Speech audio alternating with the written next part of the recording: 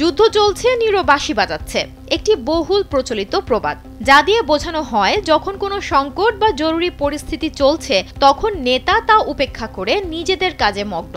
এই প্রবাদটি মূলত রোমান সম্রাট নিরোর একটি ঘটনার উপর ভিত্তি করে তৈরি, যেখানে বলা হয় রোম যখন জ্বলছিল তখন নিরো বাঁশি বাজাচ্ছিলেন। এবার প্রায় একই কাজ করে দেখালেন রাশিয়ার প্রেসিডেন্ট ভ্লাদিমির পুতিন। ইউক্রেনে যখন যুদ্ধ চলছে তখন তিনি গান শেখায় ব্যস্ত। ইউক্রেন যুদ্ধ থেকে শুরু করে বিশ্ব রাজনীতি সর্বত্রই যার গাম্ভীর্য আলোচনার বিষয়। কিন্তু সেই লৌহ মানবের হাতেই যখন শোভা পায় বাদ্যযন্ত্র, তখন তাই হয়ে যায় আলোচনার কেন্দ্রবিন্দু। স্যান্ডেলিনা সো, রূপচর্চায় আভিজাত্য। কিরজিজস্তানের রাজধানী বিশকেকে চলছিল আঞ্চলিক নিরাপত্তা জোট এবং সিএসটিওর সম্মেলন।